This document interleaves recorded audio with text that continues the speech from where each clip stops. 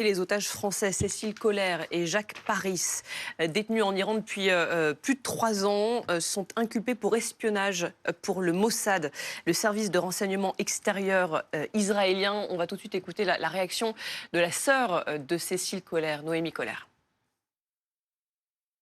Les 3 chefs d'inculpation ont été communiqués donc, lors de cette visite consulaire. Ils les ont communiqués.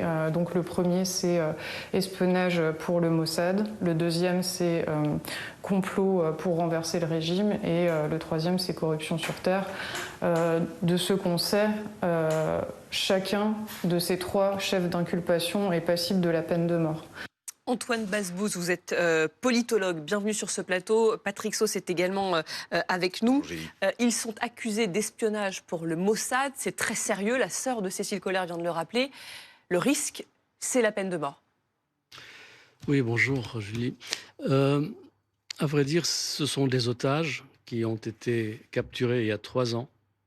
Et c'est aujourd'hui, alors qu'il n'y a pas eu, à ma connaissance, de nouveaux interrogatoires, qu'ils sont décrétés comme étant des agents du Mossad. Donc c'est cousu de fil blanc. Ça n'a aucun sens, cette procédure. Oui, ils étaient accusés d'espionnage depuis le début, mais il n'a jamais été précisé pour quel pays. Et aujourd'hui, d'un coup, on dit, en plein contexte de tension avec Israël, ce sont des agents du Mossad. Des touristes amoureux de l'Iran sont allés à la découverte de ce pays. Et puis ils ont été pris comme d'autres avant eux, comme otages par le régime parce qu'ils veulent des échanges, ils veulent toujours avoir de quoi négocier. Donc ça fait partie de la négociation, tout comme la suspension des inspecteurs de l'AEA, qui a été une mesure qui a été prise dans le but de pouvoir négocier, d'avoir quelque chose dans la négociation. Donc, c'est la méthode iranienne.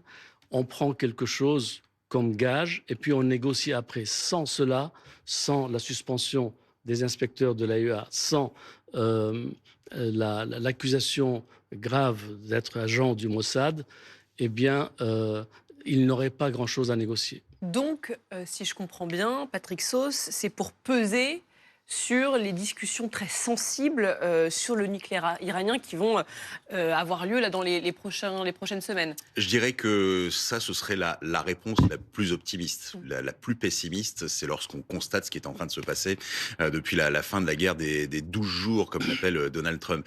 En fait, il y a, selon les ONG, entre 800 et 1200 personnes qui ont été raflées. Il n'y a pas d'autre mot. On a pris les suspects habituels, c'est-à-dire tout ce qui pouvait ressembler à une tête d'opposant en Iran. Ils ont été quasiment tous inculpés des mêmes chefs d'accusation, c'est-à-dire comment espionnage à la solde d'Israël ou des États-Unis ou d'un pays hostile qui s'apparente à de la corruption sur terre. Je lis totalement cet article, ce nouvel article qui est en train d'être étudié par le Parlement iranien, et vous comprenez que tout ça a été totalement collé au chef d'inculpation de nos 2 compatriotes français. Et c'est la grande inquiétude parce que ces gens qui ont été raflés depuis la fin de la guerre, il y a un certain nombre, difficile de trouver le chiffre, qui ont été jugés, pendus dans les quelques jours qui ont suivi. Donc il y a effectivement soit vous dites le scénario le plus optimiste, ça reste c'est la les négociation, comme l'expliquait Antoine Basbous. Levier de négociation.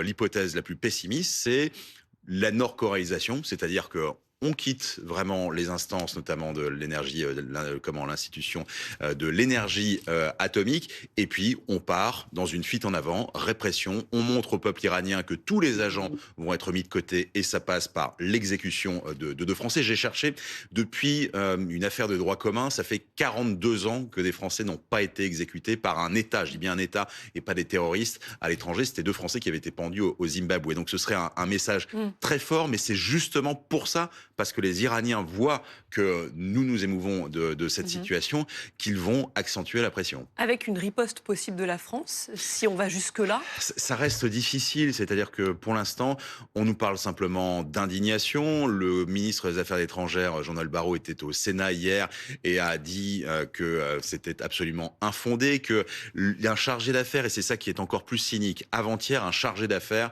de l'ambassade de France à Téhéran a pu s'entretenir avec les 2 à la fois. c'est la première fois depuis des mois que Jacques Paris et Cécile Collère se voyaient ensemble. Ils ont passé 35 minutes dans une espèce de cellule remplie de gardes, dans une prison qui n'est pas la prison d'Evin, parce que ça, c'est aussi un grand questionnement. Où sont-ils en ce moment? Il y a énormément de transferts, voire de disparitions de prisonniers. Et vous ne me ferez pas dire que les Iraniens ne savaient pas qu'ils allaient se lancer dans ce nouveau chef d'accusation quand, avant-hier, un chargé d'affaires français a pu s'entretenir avec les deux ressortissants. C'est de la torture psychologique, il n'y a pas d'autre mot. Dans un contexte de répression grandissante en Iran, après ces opérations israélo-américaines. Le régime a peur. Il a grandement peur, et pour lutter contre sa peur et s'affirmer, il rafle les opposants, il les accuse facilement d'être des agents du Mossad. Mais nos compatriotes sont en prison depuis plus de 3 ans. Comment ont-ils pu participer à l'attaque des 12 jours? Ils étaient en prison à Evin. Donc tout ça, c'est cousu de fil blanc, ça n'a pas de portée. Il est vrai que le dernier jour de l'attaque israélienne, la prison Evin a été frappée. Je pense que dans la précipitation, Israël pensait qu'en bombardant les casernes des Pasdaran et des Bassidj à Téhéran et en ouvrant la porte d'Evin, il pourrait y avoir une révolte. Donc la contre-attaque du régime, c'est qu'ils reprennent les choses en main.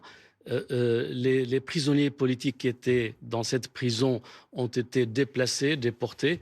Et puis voilà, c'est un réflexe de peur à l'avant-veille d'une négociation avec les instances internationales et avec les pays concernés. Cécile Collère et Jacques Paris, les 2 otages français qui risquent donc la peine de mort en Iran. Merci beaucoup à tous les deux.